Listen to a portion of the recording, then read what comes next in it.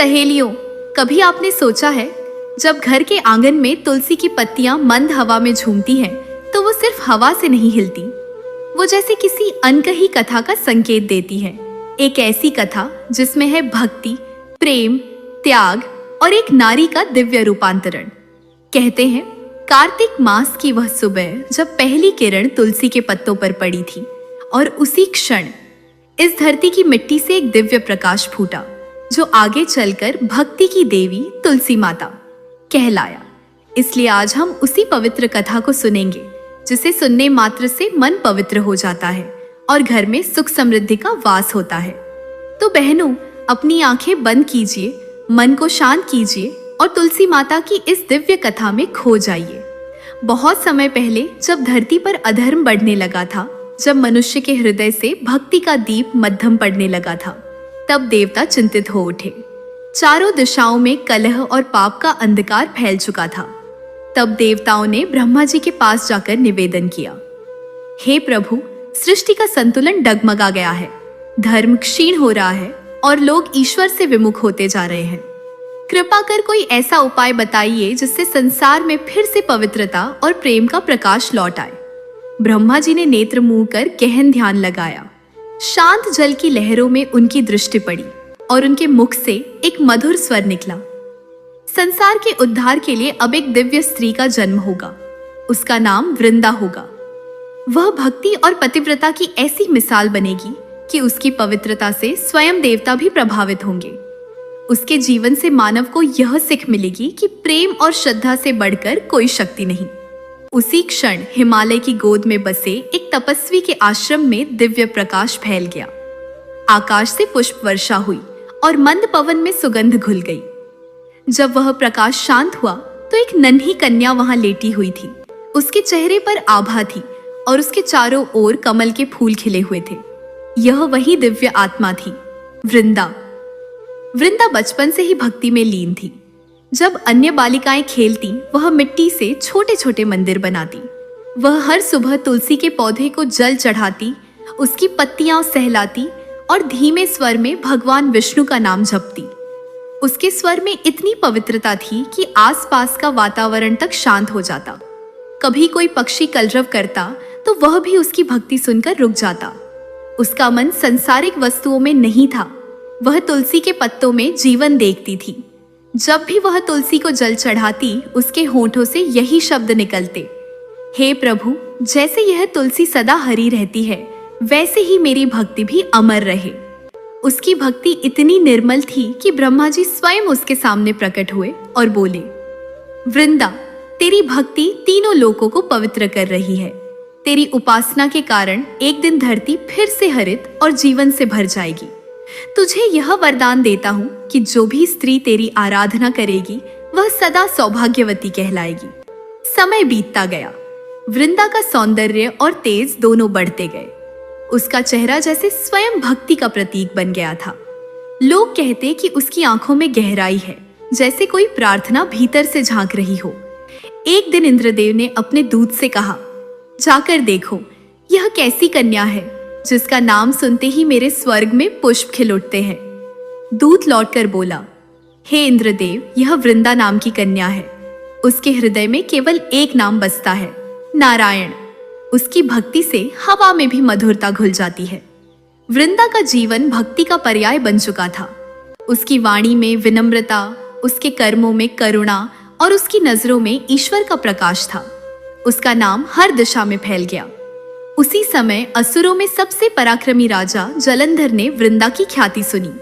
जलंधर वीर था, परंतु उसका मन अशांत था। जब उसने वृंदा को देखा तो पहली बार उसके हृदय में शांति का भाव आया। वह बोला, यह कोई साधारण स्त्री नहीं, यह तो स्वयं देवी का अवतार है। जलंधर ने ब्रह्मा जी से प्रार्थना की, मुझे वृंदा जैसी पत्नी मिले, मैं धर्म और भक्ति का पालन करूंगा। ब्रह्मा जी ने मुस्कुराकर कहा, वृंदा का जीवन तप का प्रतीक है। यदि तू उसका सम्मान करेगा तो वह तेरी पत्नी बनेगी और तेरे जीवन में उजाला भर देगी। और इस प्रकार वृंदा और जलंधर का विवाह हुआ। विवाह के समय आकाश से पुष्पों की वर्षा हुई। देवता स्तुति करने लगे। वृंदा ने अपने पति के चरणों में प्रणाम किया और कहा, जैसे यह तुलसी सदा हरी रहती है, वैसे ही मेरा पतिव्रत भी अमर रहेगा। उसकी निष्ठा इतनी प्रबल थी कि जलंधर को अजेय बना दिया। देवता तक उसके पतिव्रत के प्रभाव से भयभीत हो गए। उसकी भक्ति उसके पति के लिए कवच बन गई थी।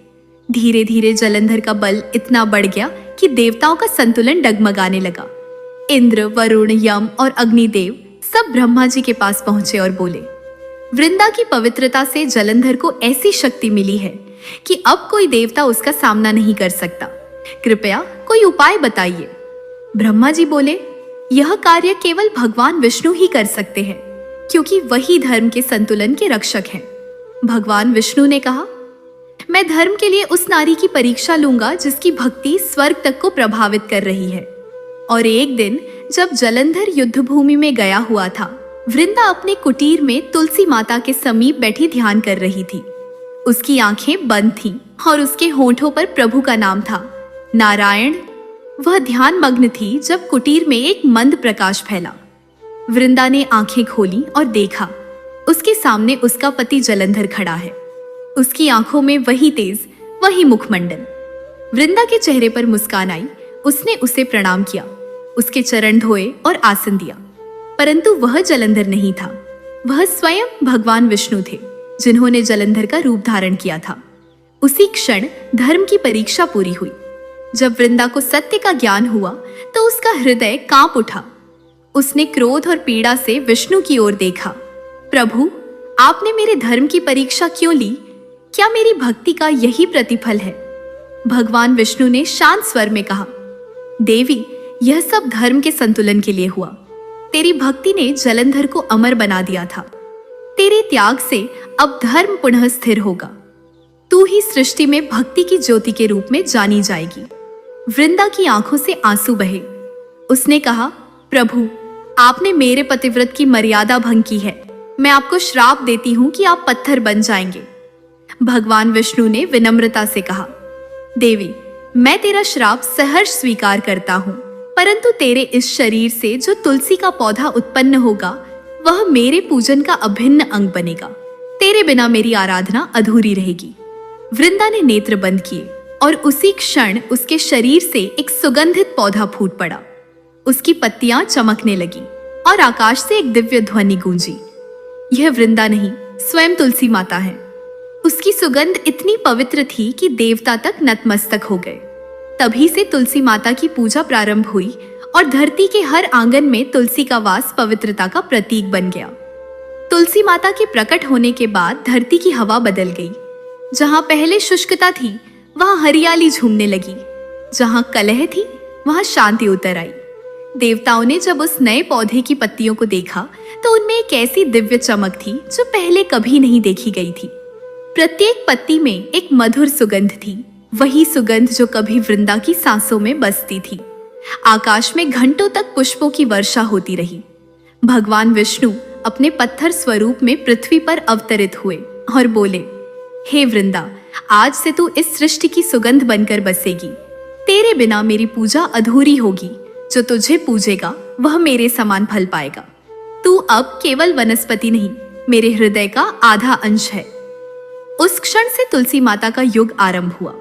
धरती के हर घर, हर मंदिर, हर आंगन में तुलसी के पौधे लगाए जाने लगे। कहा गया कि जिस घर में तुलसी का वास है, वहां स्वयं लक्ष्मी निवास करती है। लोगों ने तुलसी को केवल पूज्य नहीं, मां का स्थान दिया।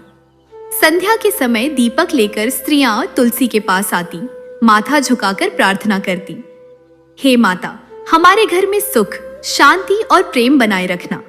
धीरे धीरे इस भाव से एक व्रत की परंपरा जन्मी। वह था तुलसी व्रत, एक ऐसा संकल्प जिसमें नारी अपनी श्रद्धा और अपने परिवार की समृद्धि का दीप जलाती है। कहा जाता है कि यह परंपरा सबसे पहले एक साधारण ब्राह्मण स्त्री से प्रारंभ हुई। वह अत्यंत निर्धन थी। उसके घर में न अनाज था, न वस्त्र, न धन, परंतु उसके आंगन में तुलसी का एक छोटा पौधा अवश्य था।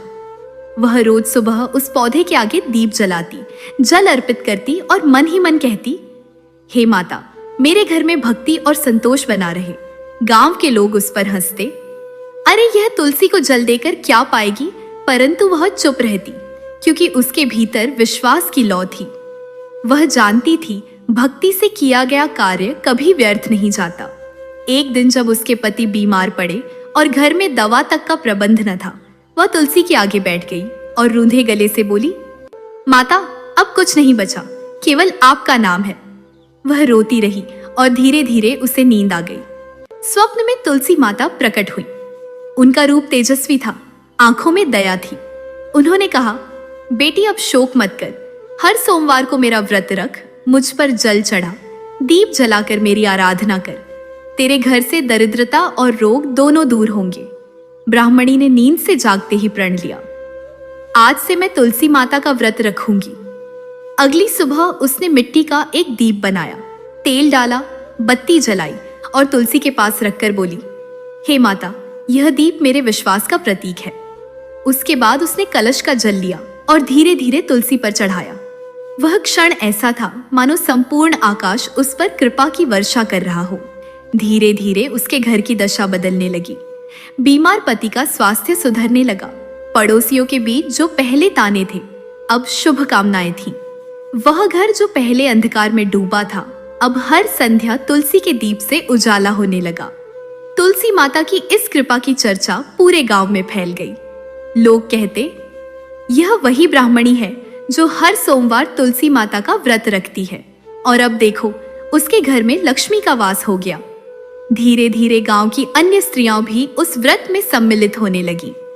हर सोमवार वे स्नान कर तुलसी माता को जल चढ़ाती, दीपक जलाती, कथा सुनती और अंत में एक व्रत संकल्प बोलती, हे माता, जैसे आपने उस ब्राह्मणी का घर सुख से भर दिया, वैसे ही हमारे घरों में भी शांति और प्रेम बना रहे। एक दिन उस प्रदेश की रानी ने भी उस ब्राह्मणी की कथा सुनी। वह बोली, अगर तुलसी माता इतनी कृपालु हैं, तो मैं भी उनका व्रत रखूंगी। उसने सुंदर वस्त्र पहने, स्वर्ण कलश में जल भरा और पूरे शाही विधि विधान से पूजा आरंभ की। परंतु उसका मन श्रद्धा से अधिक दिखावे में डूबा था। वह तुलसी के पास गई, पर उसके भीतर भाव नहीं था। वह सोच रही थी, क्या सचमुच यह पौधा मेरे जीवन को बदल देगा? उस रात तुलसी माता उसके स्वप्न में प्रकट हुई। उनकी वाणी कोमल परंतु गहरी थी। रानी, व्रत बाहरी दिखावे से नहीं, भावना से पूर्ण होता है। तू दीप तो जला रही है, पर तेरे मन में अंधकार है। भक्ति तभी फल देती है जब हृदय सच्चा हो। अगले दिन रानी का हृदय बदल गया। उसने सादे वस्त्र पहने, सारे आडंबर हटा दिए, तुलसी माता के पास गई और कहा, अब मैं आपको पूरे मन से पूजूंगी। उसने सिर झुकाया, आंसू गिरे और तुलसी की मिट्टी में समा गए। कहा जाता है, उसी क्षण उसके महल में लक्ष्मी का वास हुआ। हर दिशा में प्रकाश फैल गया। जो रानी पहले अहंकार में थी, वह अब विनम्र और भक्ति में रची बसी हो गई। इस घटना से स्वयं भगवान विष्णु प्रसन्न हुए। वे तुलसी माता के समक्ष प्रकट हुए और बोले, देवी, तुम्हारे व्रत ने नारी जाति को नई दिशा दी है। जो भी स्त्री सच्चे मन से तुम्हें पूजेगी, उसके जीवन से दरिद्रता और रोग दूर होंगे। उसके घर में सौभाग्य और समृद्धि का दीप जलेगा। तुलसी माता ने कहा, हे प्रभु, मेरा आशीर्वाद यही रहेगा कि जो भी नारी मुझे श्रद्धा से सींचेगी, वह अपने घर की लक्ष्मी बनेगी और उसके जीवन में कभी अंधकार नहीं रहेगा। उस दिन से तुलसी व्रत की परंपरा स्थायी हो गई। हर सोमवार, हर कार्तिक मास, हर शुभ अवसर पर स्त्रियां तुलसी माता की आराधना करती, दीप जलाती, जल चढ़ाती और कथा सुनती। उनकी प्रार्थना में एक ही स्वर गूंजता, माता, हमारे घरों में सुख, प्रेम और भक्ति का दीप सदा जलता रहे।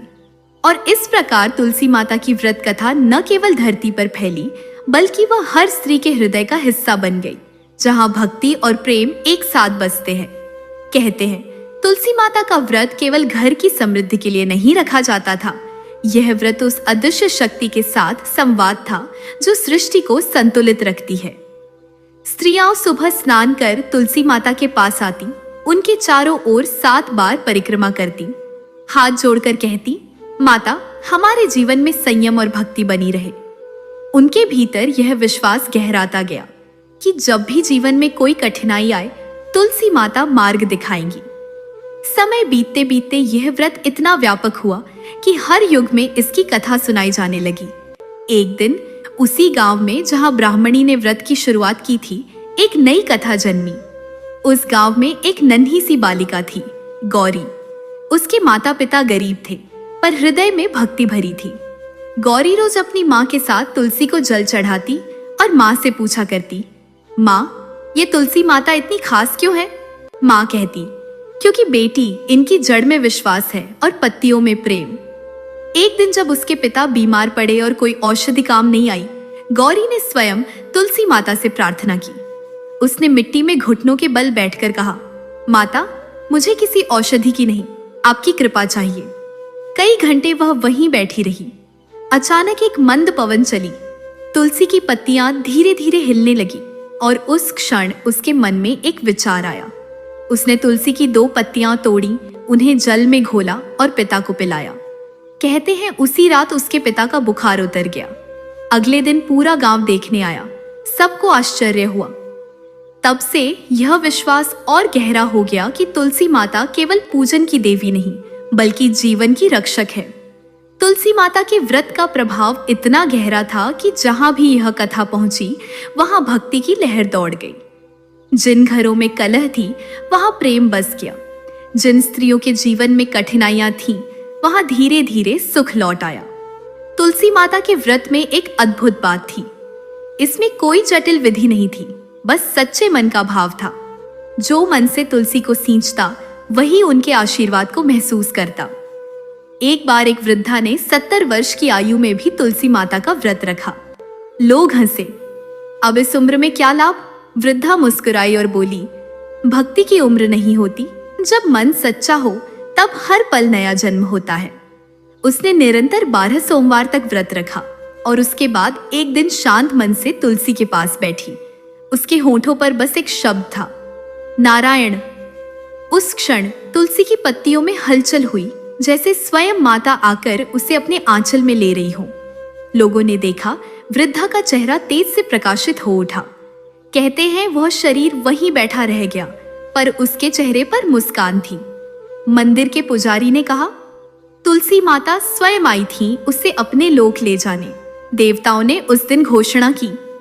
तुलसी व्रत केवल सांसारिक सुख नहीं देता, यह आत्मा को मुक्ति का मार्ग भी दिखाता है। तब भगवान विष्णु प्रकट हुए और बोले, जिस स्त्री ने सच्चे मन से तुलसी व्रत किया, वह मेरे लोक की अधिकारी होगी। उसका हर कर्म, हर प्रार्थना मेरे हृदय तक पहुंचेगी। तुलसी माता ने कहा, प्रभु, मैं यही वर चाहती हूँ कि हर स्त्री जो मेरे पास दीप जलाए, उसके जीवन से अंधकार सदा दूर रहे। तब से यह व्रत एक नियम बन गया। हर सोमवार स्त्रियां तुलसी माता के चरणों में दीपक रखती, जल अर्पित करती, कथा सुनती और अंत में एक वचन बोलती, माता, जब तक यह पृथ्वी है, आपके व्रत की महिमा बनी रहे। घरों में तुलसी चौरा सजाया जाने लगा, लाल चुनरी से ढका जाने लगा। दीपक की लौ जब तुलसी की पत्तियों पर पड़ती, तो वह दृश्य किसी स्वर्ग के दीपोत्सव जैसा प्रतीत होता। हर घर में तुलसी की महक के साथ भक्ति की हवा बस जाती। धीरे धीरे कार्तिक मास आया। यह वही मास था जब तुलसी माता का व्रत सबसे फलदायी माना गया।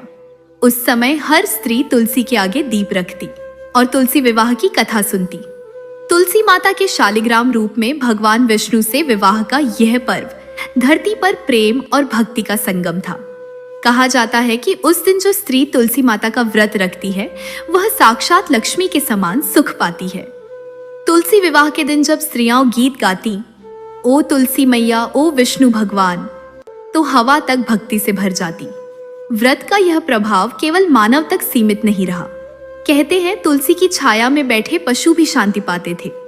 जिन घरों में तुलसी होती, वहां पक्षी घोंसला बनाते, बच्चे खेलते और बुजुर्ग उसके पास बैठकर कथा सुनाते। तुलसी अब केवल एक पौधा नहीं रही, वह हर परिवार का हिस्सा बन गई। उसकी जड़ें जैसे घर की नींव में उतर गईं और उसकी पत्तियां आकाश की ओर देखकर प्रार्थना करती। जब तुलसी माता ने देखा कि हर घर में भक्ति का दीप जल रहा है, तो उन्होंने प्रभु विष्णु से कहा, अब यह सृष्टि पूर्ण लगती है। अब हर स्त्री अपने घर की देवी बन चुकी है। भगवान विष्णु ने उत्तर दिया, हे तुलसी, यह सब तुम्हारे व्रत की कृपा है। तुम्हारी भक्ति ने नारी को उसकी शक्ति का बोध कराया है। तुलसी माता ने मुस्कुराकर कहा, मैं तो बस माध्यम हूँ।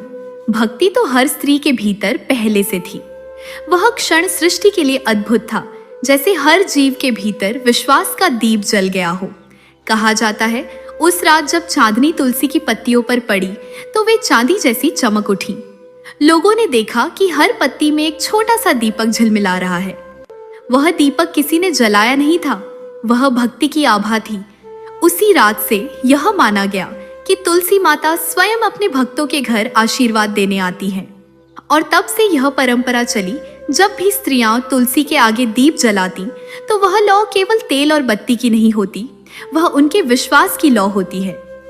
तुलसी की पत्तियां उस लौ की साक्षी बनती हैं और उसी क्षण तुलसी माता अपने अदृश्य आशीर्वाद से हर घर में शांति, सुख और समृद्धि का संचार करती है।